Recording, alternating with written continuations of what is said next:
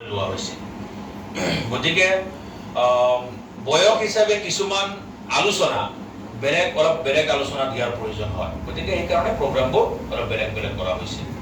গতিকে আৰু প্ৰত্যেক এটা গ্ৰুপত মাত্ৰ 10জন বা 15জন ষ্টুডেণ্টে থাকিব পাৰে, তাতকৈ বেছি নহয়, যাতে শিক্ষকে প্ৰত্যেকজন ছাত্ৰ বা ছাত্ৰীক কম সময়ৰ ভিতৰত লেচন দি পঢ়াই আকৌ যাতে শুনিবও পাৰে, এটা চোৰা শিকাই আকৌ যাতে ৰিপিট শুনিব পাৰে, শিকাই যাতে শুনিব পাৰে। খালি যদি লেকচাৰ দি আমি শিকাই যদি টিচাৰ ক্লাছৰ পৰা গুচি যায়, ষ্টুডেণ্টে কিমানখিনি শিকে এইটো কোনেও গম নাপায়।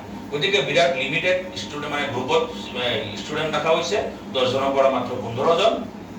আৰু ইনশাআল্লাহ এই ক্লাছ শ্বেডিউল ৰখা হৈছে আপোনাৰ সপ্তাহত 2 দিন।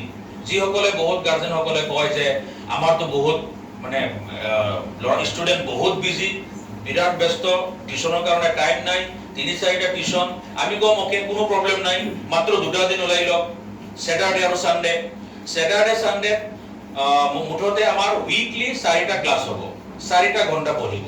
2 দিন কৰিলে 2 ঘণ্টাকৈ, স্যাটাৰডে 2 আৱাৰ্ছ, সানডে 2 আৱাৰ্ছ। আৰু যদি কোনোবা 4 দিন কৰিব পাৰে তে ডেইলি 1 আৱাৰ্ছ, 1 ঘণ্টা মাত্ৰ। 2 ঘণ্টা পুৰাণৰ আৰু 2 ঘণ্টা ইছলামিক এডুকেশ্যন, ইছলামিক ষ্টাডিজৰ।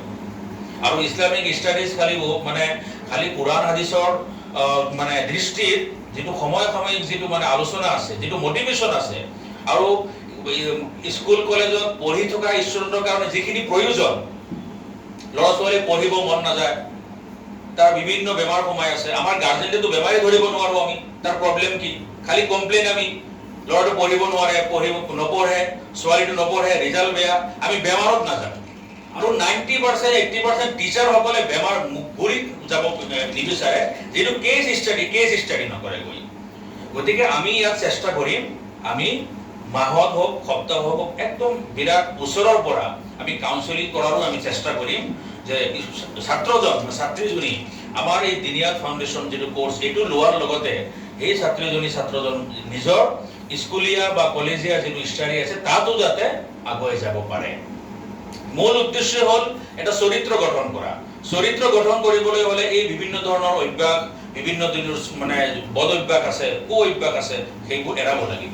আৰু সেইবোৰৰ মটিভেশ্যন, সেইবোৰৰ ব্যৱস্থা আমি ইনশাআল্লাহ ইয়াৰ পৰা আমি কৰিব পাৰিম, আৰু কৰিম বুলি আমি আশাবাদী। আমি ষ্টুডেণ্টৰ কাৰণে এটা ডায়েৰী আমি দিম, ডায়েৰী মেইনটেইন কৰিবলৈ আমি দিম। যি ডায়েৰীত আপোনাৰ নামাজৰ পৰা আৰম্ভ কৰি ডেইলি ছাত্ৰজন শিক্ষাৰ্থীয়ে ঘৰত কি কৰে 24 ঘণ্টা টোটেলি তাত এইটো এন্ট্ৰি কৰা থাকিব। সেইটোৰ ওপৰত আমি কোনো ধৰণৰ মানে পানিছমেণ্ট বা শাসন আমি নকৰোঁ, জাষ্ট খালি ৰেকৰ্ড থাকিব। আমি খালি ডিছকাছ এটা কৰিম ডেইলি যদি ছাত্ৰজনে চাব, যোৱাকালি দেখোন মই মাত্ৰ 2 ঘণ্টা পঢ়িছোঁ, ষ্টাডি কৰিছোঁ, 24 ঘণ্টাৰ ভিতৰত মাত্ৰ 2 ঘণ্টা পঢ়িলোঁ। ডেইলি যেতিয়া তাৰ লগত এনেকৈ ডিছকাছ কৰা হ'ব, 2 ঘণ্টাৰ পৰা এটা সময়ত গৈ 3 ঘণ্টা হ'ব, তাৰপিছত 4 ঘণ্টা হ'ব, তাৰপিছত 5 ঘণ্টা হ'ব, ষ্টাডিটা সময় তাত লাহে লাহে বাঢ়ি যাব। আমি এইটো আমাৰ হায়াৰ ছেকেণ্ডেৰী আছে, গাৰ্লছ একাডেমি আছে, তাত আমি এইটো কৰি আমি তাৰ ফল পাইছোঁ। গতিকে আমি এই যিটো ৰুটিন, এই ষ্টুডেণ্টক আমি মেইনটেইন কৰিবলৈ আমি দিম, এটা ব্যৱস্থা আমি কৰিম। আৰু অলৰেডি এইটো ৰেডি হৈছে, এইটো খালি প্ৰিণ্ট কৰা বাকী আছে। গতিকে আমি চৌদিশে চাৰিওপিনে আমি এটা ভাল এটা ব্যৱস্থা কৰিছোঁ। গতিকে মই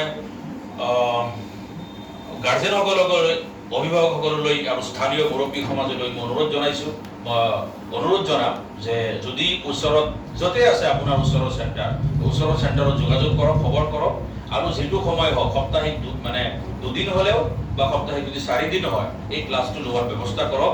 আপুনি যিমানেই টাইট শ্বেডিউল নাথাকে কিয়, আপুনি অনুগ্ৰহ কৰি প্লিজ আপুনি কোনো ধৰণৰ বাহানা নকৰিব এইটো যে মোৰ ল'ৰা, মোৰ ছোৱালীৰ ইংলিছ টিউশ্যন আছে, মেথছ টিউশ্যন আছে, ছায়েন্স টিউশ্যন আছে, বা NCC আছে, কিবা কিবি আছে, তাৰ কাৰণে মই এইটো কোৰ্চ ল'বলৈ টাইম নাই বা সুবিধা নাই। এইটো কিন্তু কোনো ধৰণৰ এক্সকিউজ কিন্তু আপুনি নকৰিব। যদি এক্সকিউজ কৰে, আজি নহয় কালি হ'লেও এটা সময়ত ডাঙৰকৈ আপুনি আক্ষেপ কৰিব লাগিব, পস্তাব লাগিব। কাৰণ আপোনাৰ সন্তান এটা সময়ত আপোনাৰ হাতৰ পৰা ওলাই যাব পাৰে। কাৰণ বয়স হ'ল 13 বছৰৰ পৰা 18 বছৰলৈকে, যিটোকে আমি কোৰ্চৰ নাম দিছোঁ দিন ফৰ টিন। টিনেজটো আটাইতকৈ ধুমুহাৰ বয়স।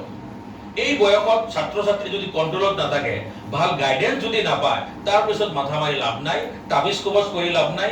হুজুৰৰ ওচৰত গৈ হুজুৰ মোৰ ল'ৰাটো বেয়া হৈ গ'ল, লাইনৰ পৰা ওলাই গৈ তাবিজ এটা দিয়ক, তাবিজ কবিজ কৰি পিছত আৰু কাম নহ'ব। সময়মতে যদি আমি ব্যৱস্থা নকৰোঁ, চিকিৎসা যদি আমি নকৰোঁ, গতিকে আমি এইটো বিৰাট গভীৰভাৱে চিন্তা কৰা উচিত।